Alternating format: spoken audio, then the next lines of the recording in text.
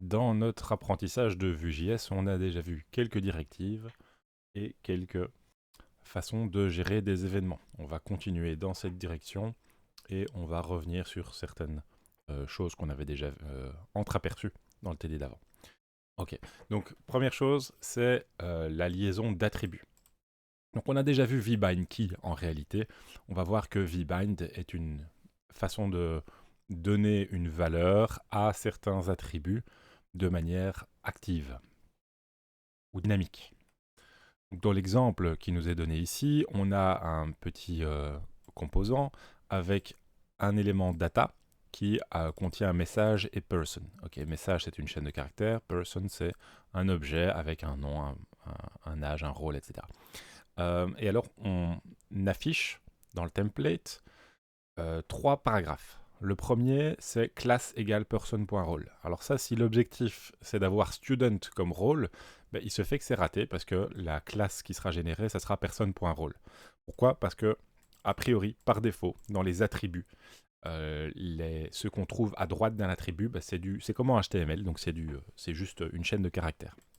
Donc, une manière d'éviter cela est d'avoir effectivement student comme classe. Soit on utilise vbind 2.class, et alors on peut écrire person.role, et dans ce cas, on a bien classe égale student qui est généré. Alors évidemment, c'est un truc qu'on fait très souvent, d'ajouter des attributs avec un contenu dynamique qui dépend des datas, hein, de l'état du composant. Et donc, il y a une notation raccourcie. En fait, on peut omettre complètement le vbind et on écrit juste 2.class. Et c'est exactement la même chose que vbind 2.class. Et donc, on va très souvent voir cette écriture-là. 2.class égale person.role, par exemple. Donc, ici à droite, on peut mettre n'importe quel JavaScript qui sera évalué. Et donc, le résultat de l'expression qui se trouve ici à droite sera attribué à l'attribut ici, qui se trouve à gauche. Et donc, ça sera écrit comme ça dans le DOM à la fin. Ok. Alors, petit cas particulier, si on veut donner une valeur à un attribut booléen, par exemple disabled, eh bien, on peut utiliser directement une valeur booléenne, soit vrai, soit faux, et à ce moment-là, bah, l'attribut sera présent ou pas présent en fonction de la valeur de vérité de votre booléen. Okay, donc dans ce cas-ci, le bouton sera disabled si la personne est mineure et ne sera pas disabled, donc il n'y aura pas l'attribut disabled si la personne n'est pas mineure, donc si elle a au moins 18 ans. Ok. Dans le cas des classes, il y a... Donc on a vu déjà qu'on pouvait mettre à droite une chaîne de caractères, hein. Person.role c'était une chaîne de caractères. En fait, on peut mettre aussi des tableaux et des objets. Donc pour des tableaux, c'est facile. On va ici à droite mettre un tableau. Donc ici, cette expression-là, elle s'évalue à un tableau, bien sûr, un tableau avec une chaîne qui est A et probablement une chaîne qui est B. Et à ce moment-là, les classes indiquées pour notre div, ça sera les deux chaînes en question. Donc elles seront, ça sera l'équivalent de mettre la chaîne A suivie de la chaîne B séparée par une espace. Alors plus puissant et plus intéressant, c'est quand on met un objet. Un objet dont les clés seront les classes à mettre ou à ne pas mettre, et les valeurs seront des booléens, vrai ou faux. Si le booléen, donc si la valeur associée à une clé est vraie, à ce moment-là, la clé est mise dans la classe. Si le booléen est faux, elle n'y sera pas. Ok, donc ça c'est pratique parce que souvent on aime bien construire nos classes un peu comme ça, en écrivant simplement le nom de la classe, et puis on dit oui ou non, si on la veut ou pas, en fonction d'une condition ou d'une autre. C'est plus pratique que de générer explicitement une chaîne de caractères ou même un tableau. Ok, mettons cela en œuvre et utilisons tout cela pour l'exercice 1. Donc cette fois-ci, on aimerait dissocier l'accomplissement d'une tâche de sa suppression. Donc on aura moyen de cliquer sur une tâche pour la rendre entre guillemets effectuée, donc elle va être barrée. Et puis on va pouvoir cliquer sur la poubelle pour effectivement la supprimer. Ok, donc on va retourner dans notre liste de tâches. Donc je vais d'abord aller dans main.js, changer, et je vais mettre app to do. Ok, et puis je retourne dans mon app to do. Et là, donc l'objectif, c'est quand je clique dessus, ça doit se barrer. Alors, une chose qu'on me dit de faire, on me propose de faire ça, on vous suggère qu'une tâche soit représentée par un objet composé du texte et d'un booléen si elle est finie ou pas. Ok. Donc ici, mes tâches, plutôt que d'avoir juste des chaînes, je vais les transformer en, en objet. Alors, comment est-ce que je vais faire ça? Est-ce que je peux faire ça comme ça? C'est raté. Quelque chose comme ça, oui, ça c'est bien. Donc, je transforme ça en objet. Ici, je vais leur dire, ça c'est le nom. Et je vais avoir un done qui sera soit true, soit false. Alors, disons que la première, elle est faite. La deuxième, elle n'est pas faite. Ok. Alors, maintenant que j'ai ça, pour l'instant, visuellement, j'ai ceci. Donc, il va falloir que je change mon template pour aller prendre en compte le changement dans ma structure. Donc, ici, dans mon template, où est-ce qu'il est, voilà, ici, j'ai mes to-do. Donc, j'ai to-do.name maintenant comme vbindKey et j'ai to-do.name comme contenu. Donc, ça, maintenant, je récupère ma liste de choses à faire comme avant. Et simplement, comme classe, je vais mettre la classe done, mais uniquement si la tâche est effectivement réalisée. Et donc, pour faire ça, ce que je vais faire, c'est que je vais utiliser la notation objet. Donc d'abord, j'oublie pas le vbind, ou d'autres termes, simplement 2 points. Et donc, je vais dire que done sera vrai si todo.done est vrai. Ok. Alors, sans style, évidemment, ça n'aura pas beaucoup d'impact. Donc, je vais rajouter directement un style avec .done, donc la classe done, et on va faire le fameux text decoration line through. Okay. Donc, on a maintenant effectivement la tâche 1 qui est faite, la tâche 2 qui l'est pas. Ok. Maintenant que c'est fait, on a envie de pouvoir cliquer sur la tâche pour effectivement la rendre done. Ok. Ou éventuellement le défaire. Donc à chaque fois qu'on va cliquer, ça va changer l'état. Alors pour améliorer un petit peu la lisibilité ici, je vais exfiltrer une partie des informations. Donc la classe par exemple, je ne vais pas la mettre sur tout le LI, je vais la mettre juste sur un span qui sera qui va contenir le nom. Comme ça j'ai mon span et j'ai mon bouton. Et comme ça je mets ma classe juste sur le span. Et je vais aussi sur le span mettre mon événement clic. Mon événement clic, qu'est-ce qu'il va faire? On va changer le done et on va mettre l'inverse de ce qui était dedans. Okay. Donc maintenant, quand je clique, ça change effectivement la propriété done de mon objet. Et comme la propriété done a une influence sur la classe, eh bien, ça affiche ou pas la classe. En tout cas, ça met ou pas la classe dans le DOM. Et en fonction de si la classe est là ou pas, ça barre ou pas. Ok. Alors on nous dit en option de rajouter un bouton pour supprimer toutes les tâches qui sont finies. Donc je vais rajouter un deuxième bouton, supprimer les tâches terminées. Et quand je clique sur ce bouton, alors lui il va être de type button, hein, il ne faut pas qu'il soumette le formulaire parce que sinon ça va faire des surprises. Mais donc quand je clique sur ce bouton là, je veux remove done tasks. Alors je ne vais pas trop réfléchir et je vais juste faire une méthode. Peut-être je pourrais écrire le code ici, mais on va juste faire une méthode. Et donc maintenant, j'écris une méthode. Et donc, qu'est-ce que je dois faire? Toutes les tâches qui sont faites, je dois les supprimer. Une manière de faire ça, c'est de dire, je prends toutes les tâches, donc tous les to-dos, et je remplace ça par la liste des tâches, mais que je vais filtrer. Et je garde uniquement les tâches qui ne sont pas faites. Je sais, oui, c'est ça. Uniquement les tâches qui ne sont pas faites. Et donc, en faisant ça, a priori, oups, pardon, j'ai fait. Ok, toutes les tâches qui ne sont pas faites. Et donc, en faisant ça, a priori, quand je clique sur supprimer les tâches terminées, boum, ça supprime les tâches terminées. Alors, on va rajouter quelques tâches. Un truc, blablabla. Ah, remarquez que j'ai cassé mon site, puisque je n'affiche plus ce qu'il faut.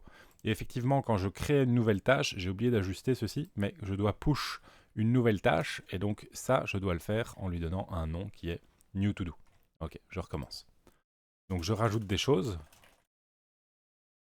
Voilà.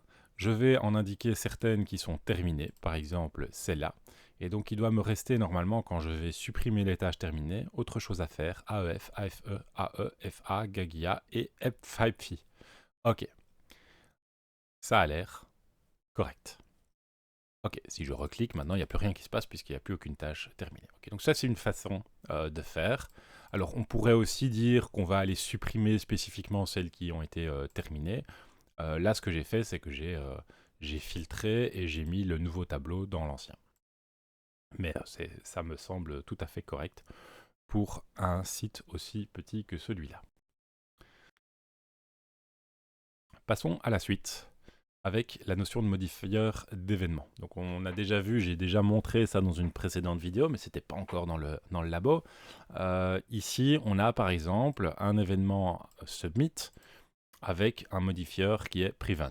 On avait vu que ça, c'était l'équivalent de mettre prevent default à l'intérieur de la méthode, sauf que c'est déclaré directement sur l'élément de formulaire.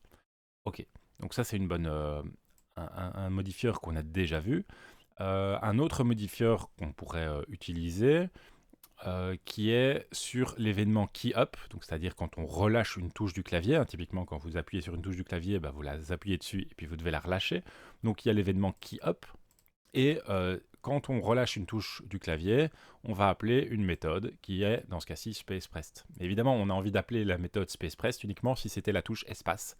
Et donc on pourrait gérer l'identification de la touche pressée à l'intérieur de la méthode, mais souvent ça va être pratique de simplement dire ici sur quelle touche on veut agir. Ok, alors il y a plein de modificateurs d'événements, hein, plein de modifieurs d'événements qui sont listés sur la documentation et que vous pouvez aller voir. En ce qui nous concerne, on aimerait bien faire en sorte que quand on appuie sur Entrée en étant dans l'input, ça ajoute le to-do, et on me dit aide, utiliser un élément forme et intercepter l'événement submit à la place de l'événement click. Bah, ça tombe bien parce que je l'avais déjà fait. Ok, donc je vais passer ceci, mais je vais juste revenir très rapidement sur la manière dont ça avait été fait. On avait donc ici sur le formulaire, il est où? Il est là. Sur mon formulaire, il y avait bien un @submit. J'avais mis un prevent default et on appelait la méthode add new to do.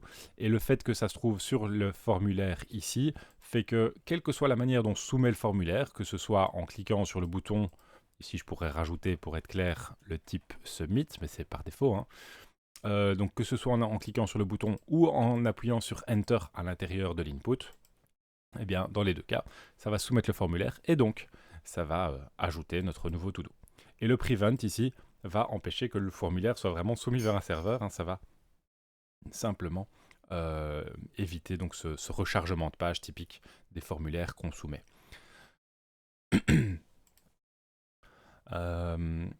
Ok, partons dans maintenant le troisième élément qui est l'attribut ref. Donc ref va permettre d'accéder à un élément du template depuis le script. Alors, en général, c'est pas nécessaire. Donc, la plupart du temps, il y a moyen de s'en sortir sans utiliser de ref. Le ref, c'est l'équivalent du document.getElementById ou du query string, du query selector ou du query selector all. Donc, en général, on n'en a pas besoin parce que quand on fait du Vue.js, on essaye de déclarer les choses plutôt que donc d'être dans le déclaratif plutôt que dans l'impératif, j'ai envie de dire. Donc, on n'a pas envie de dire va chercher cet élément-là et fais quelque chose avec. En général, on évite. Mais dans certaines situations, ça a du sens de le faire. Alors ici, pour ce qui est de mettre le focus sur un élément, eh bien pour appeler la méthode focus, on a envie d'avoir l'élément en question. Donc, on a envie d'avoir une référence vers l'élément. Alors, on pourrait utiliser un identifiant et faire un getElementById, mais dans Vue.js, il y a cette technique avec la référence. Donc ici, je vais mettre une référence. Alors d'abord, je vais montrer le problème qu'on voudrait résoudre. Quand je suis dans cette page-ci, si je rafraîchis la page, vous voyez que mon input n'est pas sélectionné. C'est-à-dire que dès que je rafraîchis la page, je ne peux pas commencer à taper tout de suite. Je dois d'abord aller sélectionner l'input, et puis je peux taper, et puis je peux faire Enter.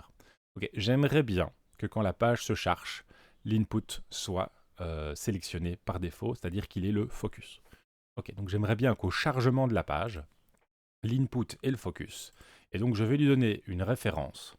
Donc ça va être le new to do input. Et alors au chargement de la page, c'est-à-dire quand le composant est monté, et alors là on est dans l'autre partie importante, c'est que on va parler de cycle de vie. Donc les cycles de vie, en particulier ce qu'on appelle un hook, c'est ce qui permet de s'intégrer, d'exécuter du code à un moment donné dans la vie du composant. Un composant, si vous voulez, il est créé, puis il est mis dans la page, et puis il est détruit. Voilà, ça c'est en très rapide. Et donc, à chaque élément, à chaque morceau de sa vie, il y a moyen d'exécuter du code. Et donc ici, je vais simplement, au moment où il est ajouté au DOM, donc mounted, je vais exécuter du code. Okay, donc ici, le code que j'exécute ici, c'est au moment où le composant est mis sur la page et donc il s'apprête à être affiché sur la page. Okay. Et donc à ce moment-là, j'aimerais bien récupérer la référence que j'avais appelée new to do input okay, et j'aimerais appeler focus sur donc la méthode focus sur cet élément-là. Donc je sauve ça, je reviens dans la page, je rafraîchis la page et vous voyez que directement j'ai le focus. Et je rafraîchis, j'ai directement le focus. Je peux rafraîchir avec la souris, j'ai directement le focus et je peux directement commencer à taper avec un seul P. Ok.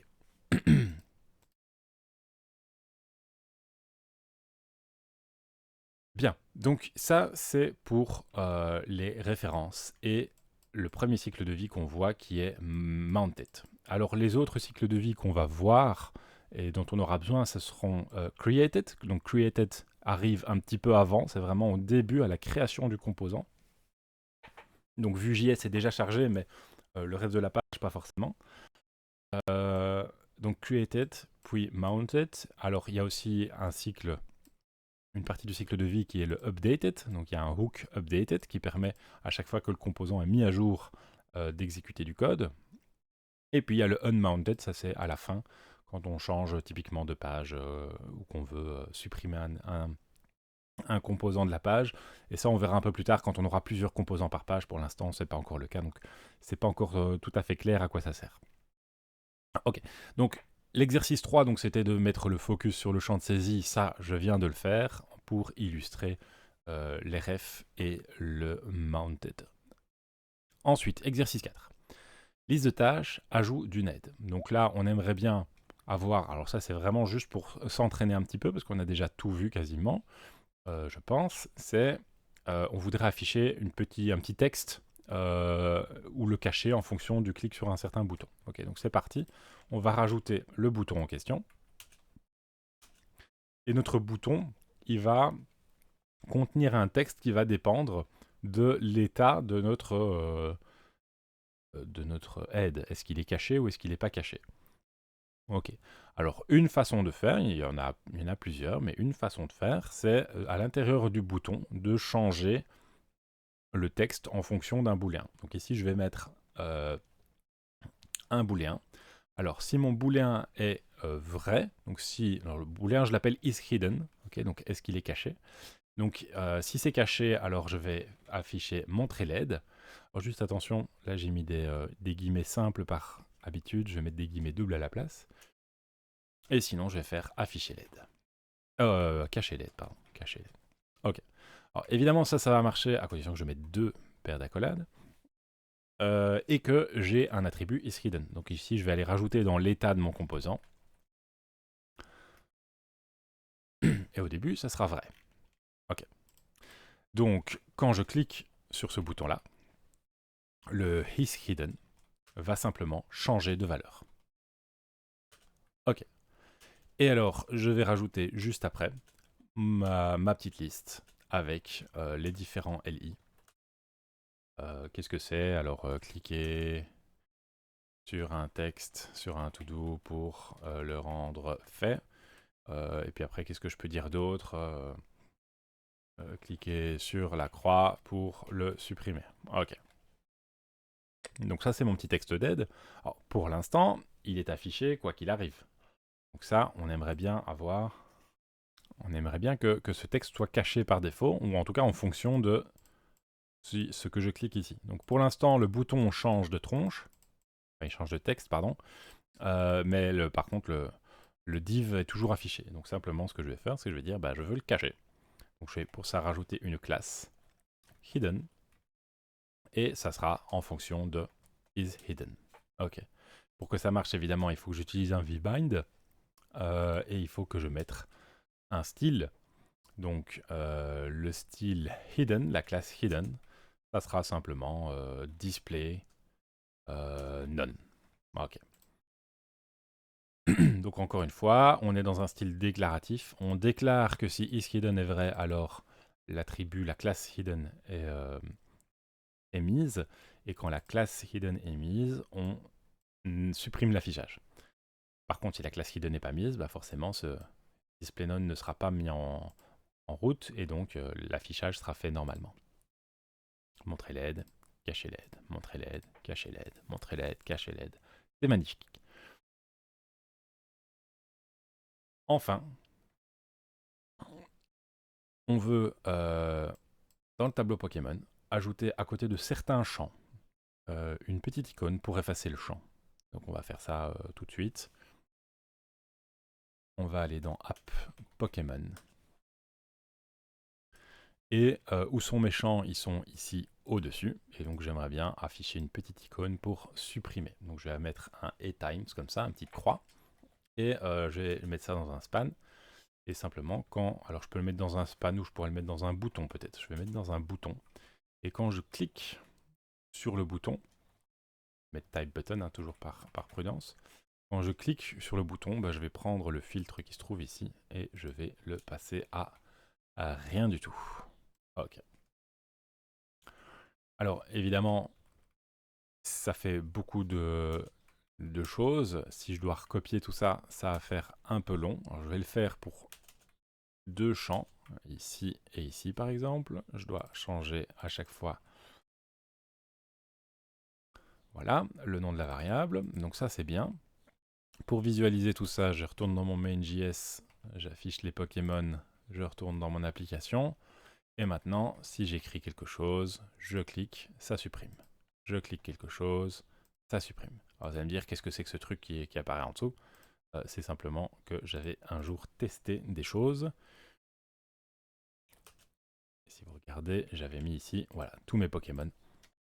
Hop, j'enlève ça, je recommence, quelque chose, voilà, il n'y a plus rien. AUR, parfait, il y a des choses, je clique, il n'y a plus rien. Parfait. Alors, et on verra bien sûr une ou plusieurs manières pour améliorer un petit peu ça, pour éviter toute cette répétition, parce que là on commence à se dire, mais il y a beaucoup de répétitions. Ici, il y a un input avec un vModel, à l'intérieur il y a un @click avec le même nom. On doit faire la même chose ici, on devra probablement encore faire la même chose ici, ici. Et donc, à un moment, on va introduire ce qu'on appelle des composants qui vont permettre d'éviter toute cette répétition et notamment d'avoir le input et le bouton qui seront liés ensemble. Ok. En attendant, on a terminé le TD. Et donc, c'est tout pour moi et à la prochaine.